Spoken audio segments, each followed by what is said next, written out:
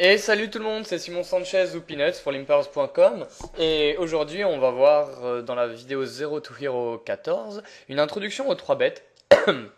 Donc on est toujours dans le volet pour la NL5 et même s'il y aura des concepts un petit peu avancés qui vont être présentés, je pense que c'est très important de vous y sensibiliser maintenant. J'ai failli le faire en NL2 mais il y avait quand même trop de priorités en NL2, on a déjà vu quand même pas mal de choses sur la variance, le win rate, le profiling des joueurs, pourquoi jouer tight, etc. L'importance de la position, etc. Et je pense que c'est important quand même, après avoir vu aussi l'equity, PokerStop, le tracker, tout ça, de parler rapidement du 3-bet parce que c'est quelque chose qui va... sur lequel vous allez beaucoup vous focaliser. Pourquoi? Parce que tout simplement, les joueurs vont construire des gros pots. On va dire que c'est le 3-bet dans un instant, si vous le savez pas, mais le 3-bet en gros c'est une sur-relance. Ça va faire des gros pots et du coup ça va faire des gros pots gagnés ou des gros pots perdus, pas mal d'adrénaline et les joueurs vont pas mal se focaliser là-dessus. Donc je voulais qu'on aborde ça quand même assez rapidement. Et puis on est parti. On va définir le 3-bet et son utilité. En fait, le 3-bet c'est une surrelance pré-flop, donc j'ai mis une petite étoile à pré-flop parce que en fait c'est une surrelance, donc on peut parler aussi de 3-bet pré-flop, pardon, au flop. C'est-à-dire si vous misez que quelqu'un vous relance et que vous sur-relancez, ben, c'est un 3-bet. Le 3-bet c'est une sur-relance, donc si vous misez au flop ou même turn ou river, que quelqu'un vous relance puisque c'est une relance quand on relance une mise. Si vous sur-relancez, c'est un 3-bet. Le 3-bet ne veut pas du tout, mais alors pas du tout dire qu'on relance à x3 la mise adverse. Par exemple, un 3-bet, c'est pas du tout si quelqu'un mise 1 euro qu'on mette 3 euros. Ça veut pas du tout dire non plus qu'on mise flop, turn et river et que ça fait 3 fois qu'on mise. Voilà, ça c'est important parce qu'il y a beaucoup de joueurs qui croient ça au début. Et moi-même, il y a 6 ans, la première fois qu'on m'a parlé de 3 bêtes, je n'ai pas osé demander ce que ça voulait dire et j'ai cru ça et j'ai entendu aussi beaucoup de joueurs dire ça. Donc ça c'est fait, au moins le 3 bêtes c'est une sur-relance pré-flop. Ok. Donc imaginez quelqu'un, voilà, il y a les blindes, les big blinds, quelqu'un mise, vous relancez. En fait c'est une sur-relance parce qu'on compte la big blind comme étant une relance initiale. D'accord. Donc si vous êtes en NL5, il y a blind, big blind, la big blind étant à 5 centimes, quelqu'un met 15 centimes, si vous mettez 50 centimes, c'est un 3 bet. Voilà, alors ça peut être utilisé en value ou en bluff, c'est-à-dire en espérant être payé par moins bien ou en espérant être en faisant coucher mieux. Et il y a quelques petites nuances comme ça qui sont assez importantes, mais on va y venir, vous en faites pas. De toute façon, si vous débutez, il y a plein de questions qui peuvent vous arriver en tête, c'est tout à fait normal et il faut pas paniquer. On va faire les choses petit à petit. Si vous avez des questions, posez-les sur les forums, ne vous gênez pas. Allez, donc on décide de 3 bêtes pour value nos meilleures mains afin de faire grossir le pot le plus tôt possible et de se faire prendre le tapis à vert plus facilement. Bon bah c'est assez simple à comprendre. Si vous avez paire d'as, pour reprendre l'exemple de tout à l'heure, quelqu'un relance au bouton à 15 centimes ou en NL5, vous avez paire d'as, vous mettez 50 centimes par exemple parce que vous avez envie de faire grossir le pot avec votre bonne main, mais ça peut être paire d'as, ça peut être aussi une paire de valets, as roi. Vous pensez que l'adversaire peut vous payer avec moins bien ou vous relancer avec moins bien. Donc vous décidez de faire ça. Et ensuite, on décide de 3 bêtes en bluff, c'est-à-dire light, en espérant bien évidemment que l'adversaire couche pré-flop, une main meilleure que la nôtre a priori, afin de lui voler de l'argent lorsqu'on pense qu'il ouvre trop de mains. Par exemple, vous avez Dame 9 de pique, vous êtes au bouton, un joueur qui est assez bon et agressif relance du cutoff, mais vous remarquez qu'il abandonne souvent lorsqu'on le 3 bet. Vous pouvez décider de le 3 bet en bluff, c'est-à-dire light, c'est la même chose. 3 bet light, ça veut dire qu'on a une main light, qu'on n'est pas très fort. Et vous pouvez décider de 3 bet votre Dame 9 de pique en espérant le faire coucher pré-flop, bien évidemment. Vous remportez le pot directement, vous n'avez pas une main assez forte pour payer, et de temps en temps, c'est évidemment très loin d'être systématique, vous décidez de faire un petit bluff, comme ça, même si le joueur vous relance et que vous couchez, ça lui montrera que vous êtes capable de bluffer, et la prochaine fois avec une bonne main, vous pourrez être payé par mieux. Alors, on va discuter encore de ça, mais le 3 bet en petite limite n'a absolument rien à voir avec le 3 bet qu'on peut trouver en plus haute limite. Alors, pourquoi? Tout simplement, parce que en micro limite, en NL2, NL5, la plupart des joueurs sont tight. Ok. Et on voit que très peu de 3 bet light. C'est-à-dire que les joueurs, en général, il y a plein de fiches, on va pas se cacher, c'est la vérité, il y a plein de fiches en micro-limite, NL2, NL5, et tout ce qu'on fait, c'est attendre nos meilleures mains, et bim bim, on mise quand on pense que l'adversaire peut nous payer avec moins bien et que nous on a une très bonne main.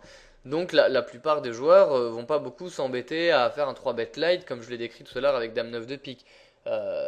Des gros fiches vont le faire, ils vont 3 bet light avec tout et n'importe quoi, ou même faire des mines 3 bet avec des petites pocket pairs, des mains comme Valet 10 ou autre. Mais la plupart des joueurs réguliers, gagnants, qui prennent le poker au sérieux et qui regardent des vidéos, qui postent sur des forums, qui en font une pratique assez sérieuse et qui s'impliquent, la plupart des joueurs en petite limite vont pas s'embêter beaucoup à se chercher à ce 3 bet light. Ils vont globalement, quand il y a une surrelance pré-flop, ça va être vraiment avec un gros jeu. Donc en fait, votre première étape de maîtrise du 3 bet, ça va être de savoir quand 3 bet, selon votre position, les adversaires que vous avez en face. Pardon, votre première étape de maîtrise du 3 bet, ça va être de savoir quand 3 bet selon votre position, mais aussi selon les adversaires que vous avez en face, et bien évidemment selon la force de votre main. Donc on va essayer de voir ça un petit peu plus en détail, parce qu'il y a énormément de questions sur ça, et je vous le dis tout de suite, c'est pas en regardant cette vidéo et en regardant une heure, enfin un peu moins d'une heure, une vidéo que vous allez résoudre la question du 3-bet, c'est très compliqué, ça dépend de beaucoup de paramètres, et il est impossible que vous maîtrisiez ça juste après la vidéo.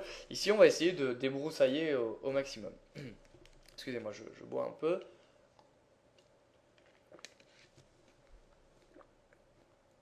Je vais peut-être recadrer la fenêtre. Non, c'était bien comme ça en fait. Voilà. Et on va continuer et expliquer qu'il va s'agir donc de son entrée sur le 3-bet pour value dans cette vidéo, puisque comme je vous dis, le sujet est très complexe.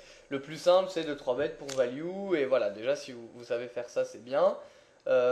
Et on va quand même introduire un peu le 3-bet light, parce que je pense que c'est important et que ça sert à rien de faire des 3-bet qu'avec des très bonnes mains, puis un jour se retrouver en NL20, NL30, et puis pas savoir quoi faire quand on se fait 3-bet light, ou ne pas savoir soi-même 3-bet light, ce qui est une arme très importante à avoir dans son arsenal. Alors, la question numéro 1 qu'on va se poser dans le vif du sujet, c'est qui 3-bet pour value, quand et avec quelle main 3-bet.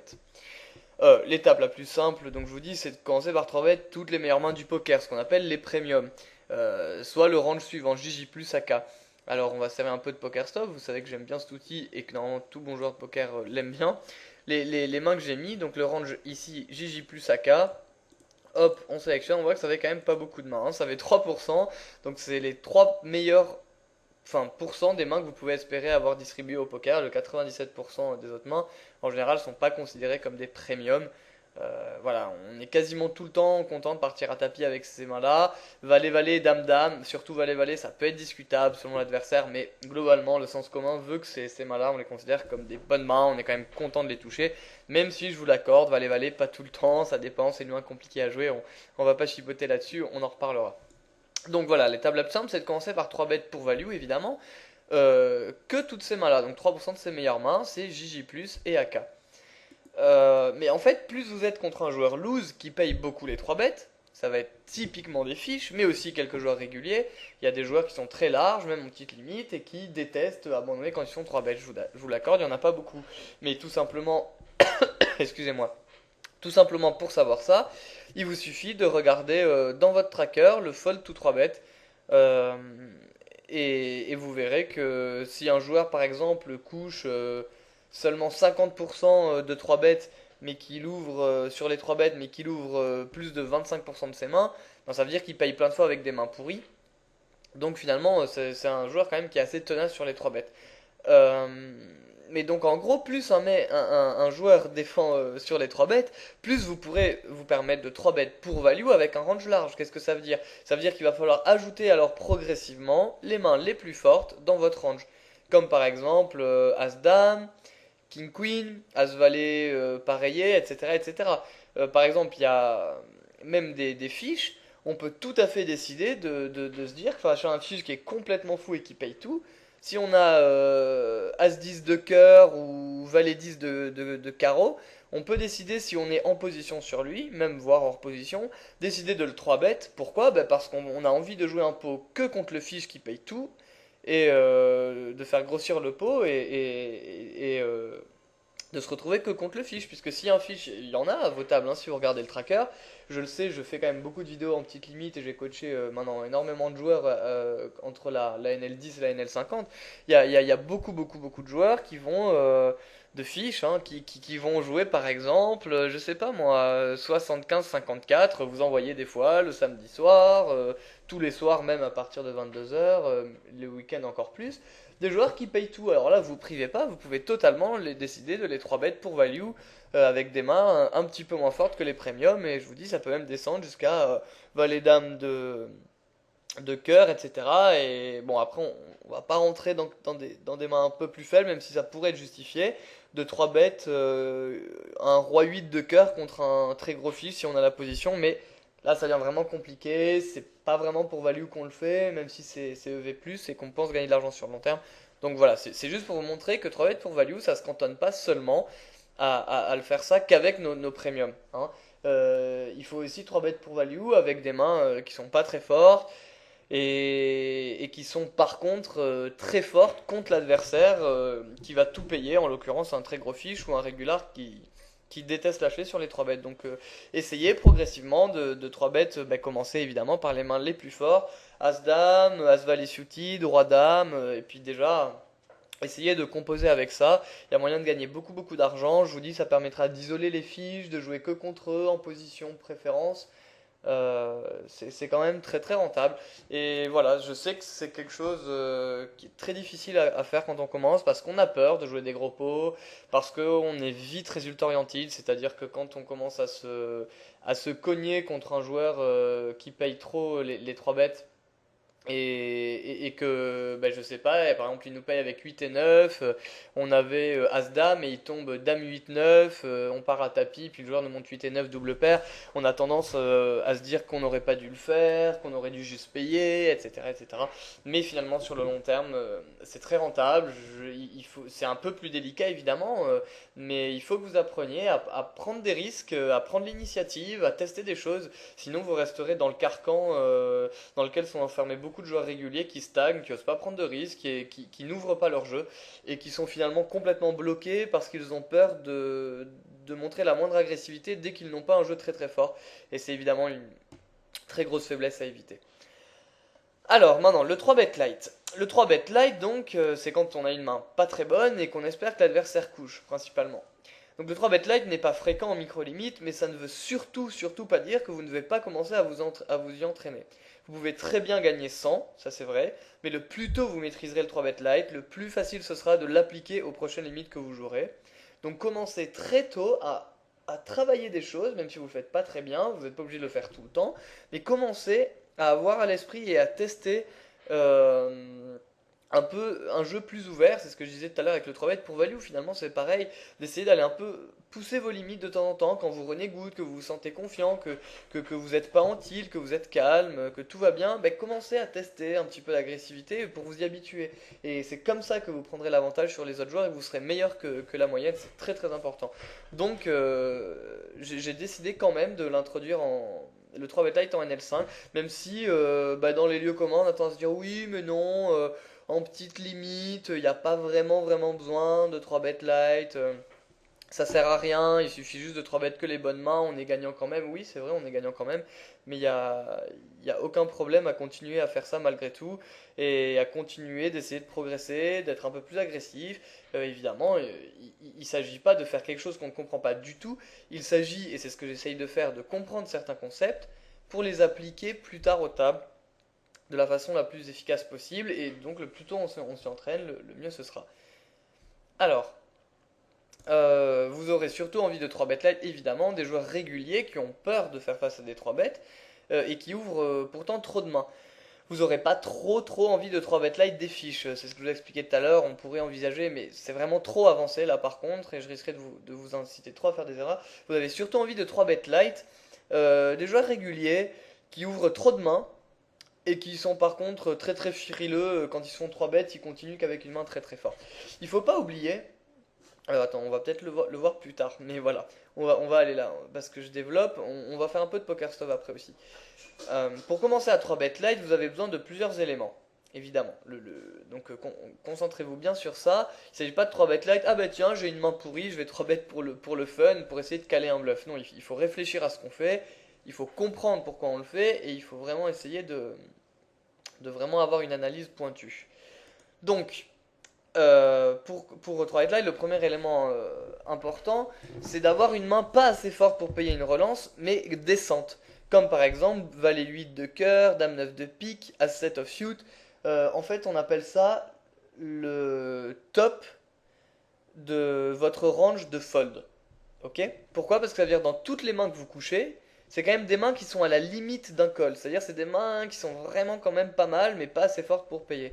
Donc c'est important d'avoir des mains comme ça. Alors vous pourriez me dire, oui, mais pourquoi ne pas le faire avec n'importe quelle main, puisque de toute façon, tu viens de dire que le 3 bet c'est un bluff, on veut que le joueur couche préflop. Bah, la raison c'est simple, c'est que des fois on va être payé, c'est pas parce qu'on veut que le joueur nous paye préflop, nous couche préflop qu'on va jamais être payé. Bien sûr, des fois on va être payé, et on sera bien mieux avec une main décente quand on sera payé qu'une main pourrie.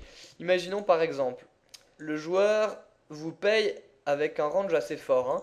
Il va vous payer avec As-Dame, As-Valet, Roi-Valet, Roi-Les-Dames, 10-10, 9-9, 8-8, As-Dame, Roi-Dame, As-Valet, Roi-Valet. Allez, on va dire que les autres mains, les premiums, ils les auraient 4 bêtes. Valet-Valet, Dame-Dame, Roi-Roi, As-As et As-Roi. On va partir du principe que si vous 3 bêtez, le joueur va les 4 bêtes. Ben, si vous avez ce range-là, si vous avez par exemple Dame 9 de pique, vous voyez qu'en tout, vous avez 35%, presque 36% de chance. Bon, là, c'est pré-flop. Mais contre son range, vous avez 35-36%. Par contre, si vous avez valet 2 offsuit, ben, valet de pique, 2 de trèfle, ben là, ça devient un peu plus compliqué. Vous avez 27%. Alors, vous pouvez dire, oui, mais bon, 27%, 36%, c'est pas énorme non plus. Il y a que 8-9% de différence. Oui, mais alors là, je suis pas d'accord. Parce qu'en réalité, ce qui va se passer, c'est qu'avec valet 2 offsuit, vous aurez beaucoup moins de bons flops à agresser que dame 9 de pique. Pourquoi? Ben parce que si jamais il y a un bon flop qui se présente, comme par exemple ben 4 de pique, 5 de pique, roi de trèfle, et ben vous serez bien mieux avec votre tirage à pique que si vous avez valet 2 dépareillé et que vous aurez rien. Évidemment, plus votre main a de potentiel, plus elle aura de chance de toucher des gros flops, plus vous aurez l'opportunité de faire des semi-bluffs, de manœuvrer, de toucher une grosse main, etc. etc. Voilà. Donc c'est très très important, je pense en premier, de jamais avoir des mains complètement pourries et de faire attention quand même à avoir des mains décentes. Ensuite, je pense qu'il faut faire attention, quand on 3 bet light, à avoir en face un adversaire qui ouvre un range large. C'est-à-dire, soit un joueur assez tight mais qui ouvre large parce qu'il est au cutoff ou au bouton par exemple, soit un joueur qui est globalement large préflop, donc un joueur qui de toute façon qu'il ouvre au cutoff, au bouton ou alors en deuxième ou premier de parole il ouvre beaucoup de mains. Et aussi de 3 bet light IP, ça veut dire in position. IP, ça veut dire in position, en position. Donc 3 bet light est plus facile quand on est en position car l'adversaire aura du mal à défendre sans une premium. C'est-à-dire que vous serez beaucoup plus inconfortable à payer avec roi dame offsuit si vous êtes hors de position qu'en position. Donc, du point de vue du joueur qui 3 bet light, en l'occurrence nous-mêmes par exemple, ce sera mieux de 3 bet light quand on est en position parce qu'on sait que l'adversaire aura du mal à défendre avec une main moyenne. Alors que s'il est en position, vu qu'on a un très très gros avantage à être en position, ça va être bien bien plus facile de défendre. Euh, on pourrait voir un petit peu de PokerStove encore, enfin on va voir un peu de PokerStove. Ici, j'aimerais discuter donc du fait que si le joueur est très large, c'est pas très grave. On n'a pas besoin d'attendre qu'il soit au bouton ou au cutoff pour le 3 bet light. Par exemple, il y a des joueurs qui vont ouvrir 16% de leurs mains UTG ou en middle position. Donc finalement, vous voyez que 16% des mains, on va dire qu'il y a à peu près tout ça, il y a quand même plein de mains qui vont pas être très contentes de se faire 3 bêtes, hein. Dame 9, on n'aura pas trop envie de payer un 3 bêtes hors position avec. Pareil avec As 5, As 10 ou les petites pocket pairs. Ça vaudra pas trop trop le coup. Par contre, si le joueur est par exemple du style. Là, le joueur que je viens de vous décrire, ça va être par exemple un joueur du style 25-20. Il n'y en a pas beaucoup en petite limite. Donc en petite limite, il y aura plutôt des joueurs 21-17, 20-15, voire même 18-14. 18-14, vous n'aurez pas trop trop envie de les 3 bet light, hein. Du coup, contre ces joueurs 18-14, je vous conseille même de quasiment jamais 3 bet, à moins qu'ils soient au bouton et que vous êtes en small blind. 3 bet light, je parle. Mais par contre, des joueurs 21-17 qui ouvrent 25% du bouton, Il y en a plein quand même, hein, 25% du bouton. Ben, si vous êtes au big blind, vous pourrez vraiment 3 bet light et espérer lui faire coucher beaucoup de mains pourries comme roi 6 de pique, as 7 offsuit, mais même peut-être des roi 10 offsuit, valet dame, etc. Et il y a aussi des joueurs qui vont ouvrir bien plus de 25% de leur bouton. Donc encore une fois, je m'étends beaucoup sur le 3 bet light là, mais ce sera à faire avec parcimonie le 3 bet light. Il suffit juste d'en caler un sur 3 ou 4. Voilà. Je pense que ce serait bien pour débuter de 3 bêtes de temps en temps quand l'occasion se présente. Alors une fois sur 3, ça ne veut pas dire de vraiment le faire une fois sur 3 à la table, évidemment. Ça veut dire que dès que vous détectez des bonnes conditions pour faire des 3 bêtes light, essayez d'en faire un peu plus. S'il y a un joueur qui couche vraiment beaucoup sur les 3 bêtes, abusez-en. S'il y a sur les 3 bêtes là, je parle évidemment de 3 bêtes light, abusez-le si le joueur couche beaucoup sur les 3 bêtes. Si un joueur couche pas beaucoup, par contre, quand il ouvre au bouton, il couche beaucoup parce qu'il n'y a que du bouton où il relance énormément de mains, abusez-en aussi, etc., etc. Il faut vraiment s'adapter, il faut être souple, et c'est pour ça que je vous dis, évidemment que vous allez faire des bêtises, évidemment que vous allez vous poser des questions, c'est très difficile de maîtriser tout ça, mais je veux vous l'introduire dès maintenant parce que c'est une arme qu'il faudra à tout prix maîtriser, qu'il faudra comprendre, et je coach très régulièrement des joueurs de NL50 qui arrivent et qui me disent je sais pas avec quoi 3 bet light, je sais pas quoi faire dans les pots 3 bet, quand un joueur 3 bet light, je sais pas avec quelle main payer, etc., etc., etc. Donc on va voir plusieurs vidéos sur les 3 bets, il y en aura aussi dans les vidéos NL10, NL20, NL30 et NL50. Il y a beaucoup de choses à voir, avec quoi payer les 3 bêtes. Si c'est une vidéo d'introduction, et je trouve que c'est beaucoup plus difficile d'expliquer le 3 bet light que le 3 bet pour value, donc c'est pour ça que j'y passe beaucoup de temps. Je m'excuse par avance si ça peut peut-être un peu pas vous embêter ou en tout cas vous paraître vraiment très compliqué. Je pense que c'est important de comprendre et passer du temps à revoir ça si jamais vous ne comprenez pas. Donc voilà, je pense que ces éléments sont très importants. Alors attendez, juste un instant. Où est-ce que c'est? Ah, voilà la fenêtre. On fait des petites histoires. Donc, on va finir la vidéo, il reste encore quelques slides et puis après je discuterai de façon générale. Et dans la prochaine vidéo, on va voir, donc on finira cette vidéo, dans la prochaine vidéo, on verra des exemples de cas pratiques de quand 3 bêtes pour value et quand 3 bêtes light. Voilà. Et on verra pas les coups post-flop. Ok, on va voir que des situations pré-flop. Et puis dans les autres vidéos, petit à petit, on verra comment 3 bêtes plus light, plus pour value, comment jouer aussi post-flop, comment réagir aux 3 bêtes, etc. Donc les sizing pour les 3 bêtes, là, ça c'est important. On a parlé des 3 bêtes, on sait toujours pas à combien il faut relancer. Sauf en début de vidéo, si vous avez écouté, j'ai donné un exemple où un joueur ouvrait en NL5 à 3 blindes, donc 5 centimes. Et j'ai dit qu'on pouvait le 3 bet à 50 centimes, ce qui fait 10 blindes, mais ça vous donne un indice. Donc la taille minimum d'un 3 bet est de 8 blindes. Et ça peut aller jusqu'à 18 big blindes si on est en squeeze. Alors un squeeze c'est quoi? Un squeeze c'est un 3 bet sur plusieurs personnes. Tout simplement. Un squeeze c'est par exemple, imaginez vous avez une paire d'as, vous êtes dans les blindes, vous êtes au big blind. Un joueur ouvre en premier de parole, et il y a deux fiches qui payent. Ok? Donc là il y a un joueur qui ouvre, un fiche paye, donc il y a beaucoup au pot. Si vous faites un squeeze, un 3 bet, ça va être un squeeze, puisque vous faites un 3 bet et vous faites face à plusieurs joueurs. Mais s'il n'y a qu'un joueur, vous faites un 3 bet. Donc si vous faites un squeeze, évidemment, vous allez mettre plus cher que si jamais c'est un joueur régulier. Pardon, vous allez mettre plus cher que si c'est un seul joueur, régulier ou pas. Puisqu'évidemment, plus il y a d'argent au pot, plus vous avez besoin de mettre cher pour casser les cotes adverses. Parce que si, imaginez en NL100, ça va être plus facile à calculer. Imagine on est en NL100, un joueur relance 3 euros, et il y a deux joueurs qui payent derrière, il y aura déjà 10 euros au pot, puisqu'il y aura 3 euros, plus 3 euros, plus 3 euros, plus l'argent de la big blind et de la small blind, il y aura 10,5 euros au pot. Si vous 3 bettez à 10 euros, les joueurs auront 10 euros à rajouter dans un pot qui fait déjà 20, ils vont payer avec tout et n'importe quoi, vous n'allez pas leur faire assez d'erreurs, donc évidemment il faut mettre plus cher.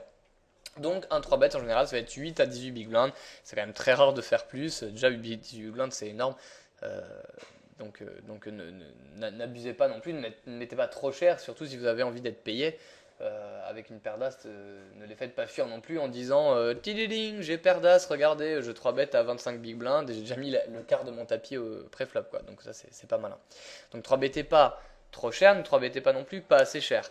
Autre élément extrêmement important, ne me commencez pas à vous dire oh bah tiens, moi je 3 bet x3, x4, ça c'est n'importe quoi. Il n'y a pas de x3, x4, on 3 bet avec un ratio qui dépend du big blind et de l'ouverture adverse. Ok? Donc Ok, x3, x4, ce sera jamais la plus grosse erreur du monde. Mais il y a moyen de faire des erreurs quand même. Ok, l'idée c'est d'embêter les joueurs en trouvant les sizings parfaits. Donc ce qu'il faut faire, c'est relancer un peu plus cher quand on est hors de position, au hop, ça veut dire out of position en anglais. Donc il faut relancer plus cher alors qu'on est hors de position au hop par rapport au joueur pour casser les cotes du joueur en position. Ok, en position, ça se dit IP in position. Donc retenez bien ces abréviations, elles sont très importantes sur les forums pour discuter et gagner du temps.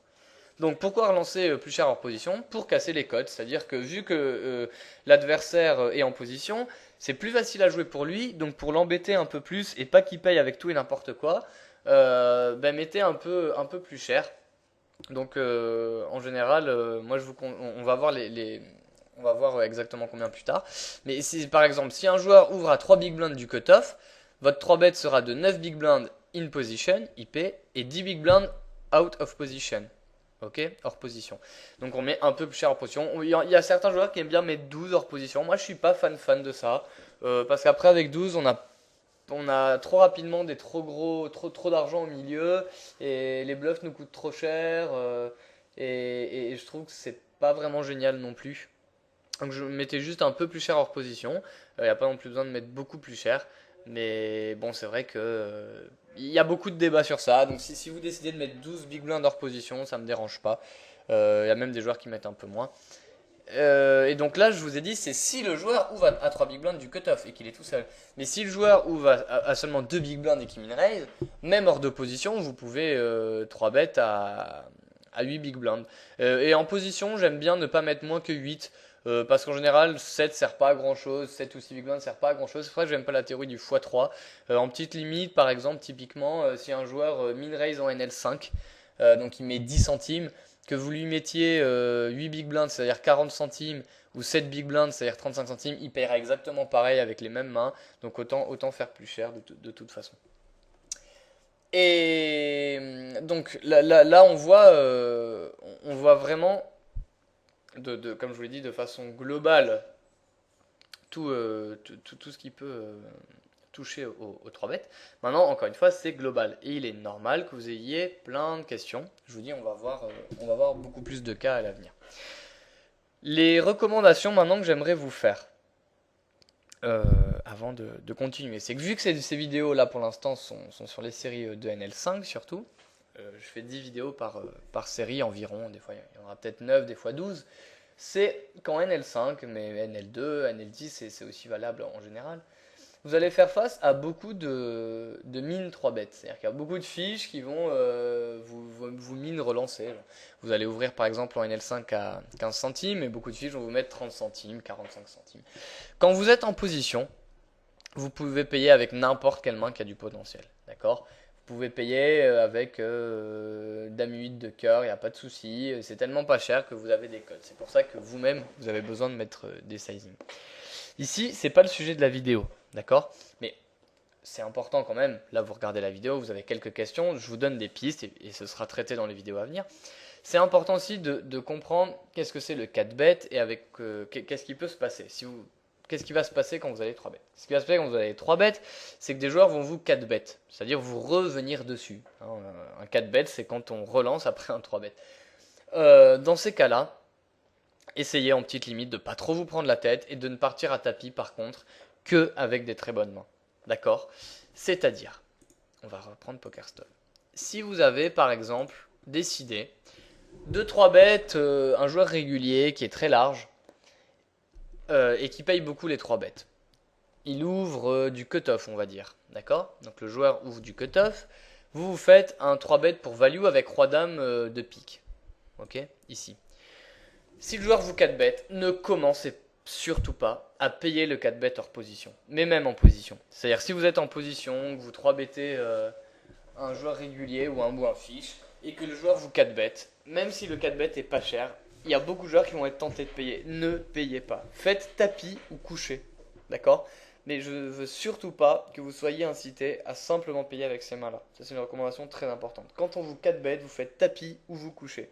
Je répète, si vous faites un 3 bêtes et qu'on vous 4 bêtes, vous faites tapis ou vous vous couchez. Ne payez pas. Je sais qu'il y a des joueurs qui le font, je sais qu'il y a des joueurs gagnants qui le font, mais ne le faites pas. Point barre. Déjà, il y a très peu de joueurs gagnants qui le font, extrêmement peu.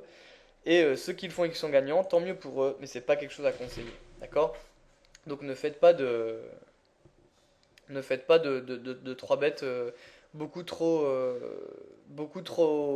borderline avec roi dame si c'est pour ensuite face à un 4 bêtes faire n'importe quoi et payer. À la rigueur, je préférerais même que vous fassiez tapis avec votre roi dame si on vous 4 bêtes. Pourquoi? Ben parce que le joueur peut vous 4 bêtes en bluff, même si ce sera très rare en petite limite.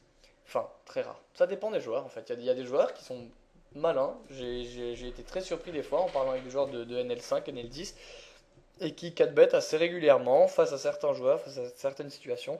Donc faites bien attention aux joueurs en face. C'est aussi l'autre remarque que j'allais vous faire. Faites vraiment bien attention aux joueurs que vous avez en face, d'accord? Ne commencez pas à vous dire ah bah tiens dans mon tracker j'ai vu que le joueur il avait 0% de fold to 6 bet alors pardon qu'il avait 0% de fold to 3 bet alors je vais le 3 bet avec les 10 de cœur parce que je pense qu'il peut me payer avec mon bien etc. Faites attention à votre HUD, regardez combien il y a de mains, s'il y a que 100 mains, 40 mains, même 200 mains, c'est pas représentatif. C'est pas parce que le joueur a eu 0 de fold to 3 bêtes sur 5 occurrences que ça veut dire qu'il paye tout. Peut-être qu'il a run good, peut-être qu'une fois il a fait un 4 bet light et puis voilà, et que les autres fois il avait une vraie main. Donc faites bien attention à votre tracker. Ne vous levelez pas, c'est-à-dire ne vous auto-piégez pas, ne tombez pas dans le piège voilà, d'interpréter les statistiques beaucoup trop rapidement. Jouez globalement tight. Ici, on a beaucoup parlé du 3 bet light. Pourquoi? Parce que c'est compliqué. Mais le but, c'est de 3 bet surtout pour value en petite limite et de faire de temps en temps un petit 3 bet light. Vous pouvez, par exemple, vous dire, dans une session de 1 heure, je vais essayer de faire que 3 bet light. Voilà, très bien. Vous en faites 3 par session.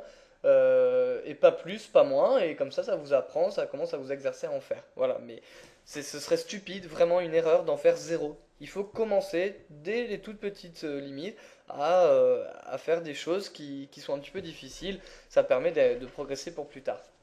Ensuite, autre recommandation que j'aimerais vous donner, c'est très rapidement, même si on verra ça plus en détail, payer les 3 bêtes avec un range tight. C'est-à-dire vous-même quand vous faites 3 bêtes, ne payez pas avec des mains complètement pourries du style, je sais pas, 5 et 4 de pique, à 7 offsuit, 8 et 9 offsuit, et payez avec un range strong, les Broadway suités, les Broadway tout court, paire de 8, paire de 9, paire de 10, et puis voilà. Et ne payez pas avec vos petites pocket pairs si le joueur vous relance à 10 big blind ou plus, parce que vous n'aurez pas la cote. Souvent vous allez payer pour essayer de toucher votre brelan, mais ça va pas être bon.